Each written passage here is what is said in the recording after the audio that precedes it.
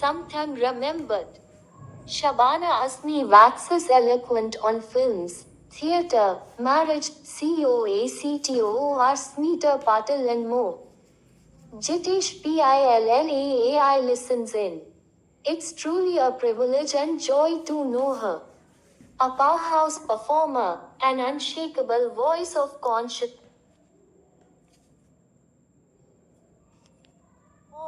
An unshakable voice of conscience and radiant presence, she has been part of our cinematic and theatrical landscape for over 50 remarkable years.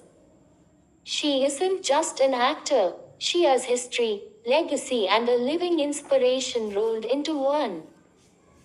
From the nuanced, humanist storytelling of Satyajit Ray and Mrinal Sen, to the layered emotionality of Aparna Sen and Zoya Akhtar, and the grand, bold strokes of Shyam Benegal to Karan Johar, she has moved with absolute grace between art house and mainstream cinema. Her ability to embody characters with such truth and texture is known to only a rare few. In this conversation, we speak about everything. Her rich body of work across film and theatre, her memories of working with legendary co-actors like Rekha and the late Smita Patil. What drives her as an artist and as a deeply engaged citizen of the world.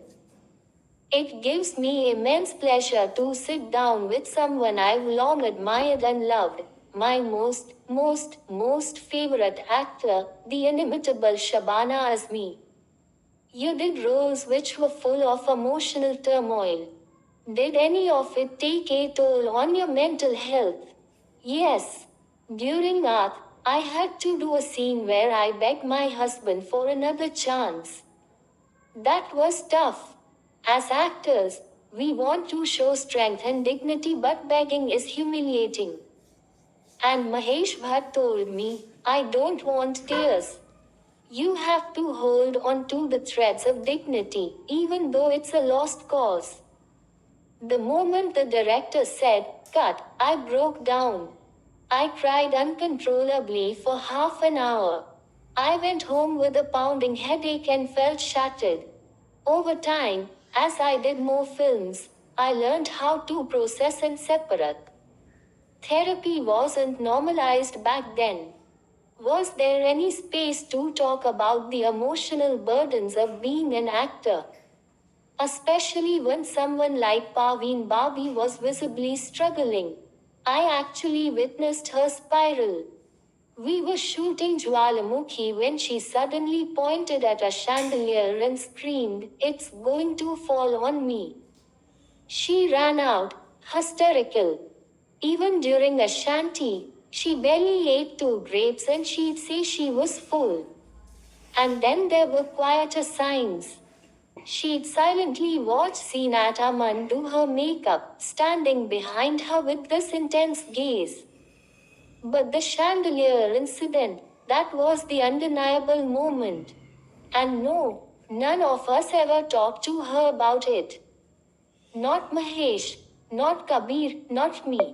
She often spoke in abstract, intellectual terms. She was always searching for something deeper. She never acted like a star. But there was clearly something unresolved within her. Tell us about Smita Patil, your co-star in Art and in so many films. There was this love-hate love thread between you two. Yes.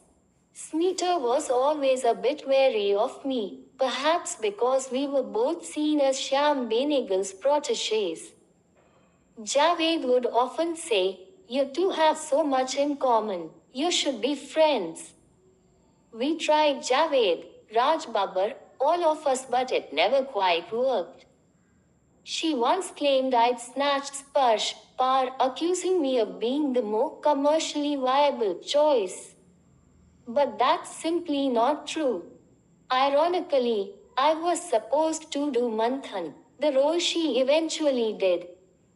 I could only commit 16 days, not 32, due to my mainstream commitments. Shyam said, then leave the film. He never forgave me for it. Smita, meanwhile, dropped out of Kaneshwar Rama because of her exams. That's when M.S. Satyu offered it to me. It all got a bit tangled.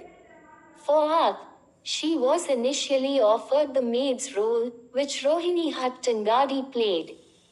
But she insisted on playing the other woman. Vijay Tendulkar always believed Arth was the wife's story, and it should have stayed that way. But once Smita came on board, the role was expanded.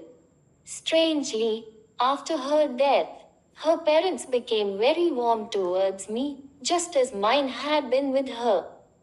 It completed the circle. I regret some of the things I said about her. I truly do.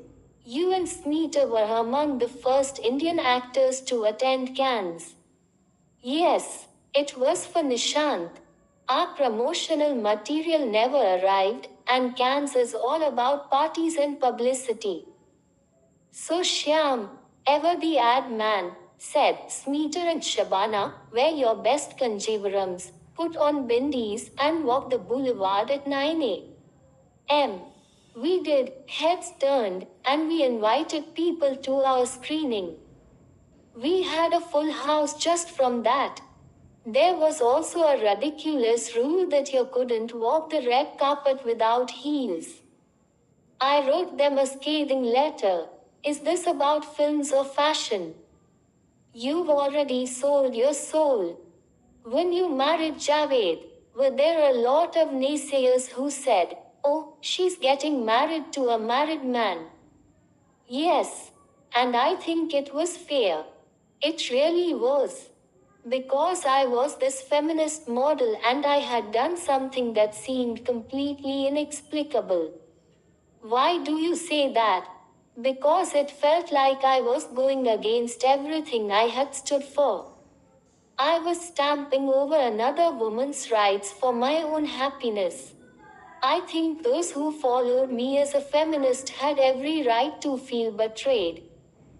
But then I realized that if I started explaining the circumstances, it would lead to even more hurt for those involved, for their families.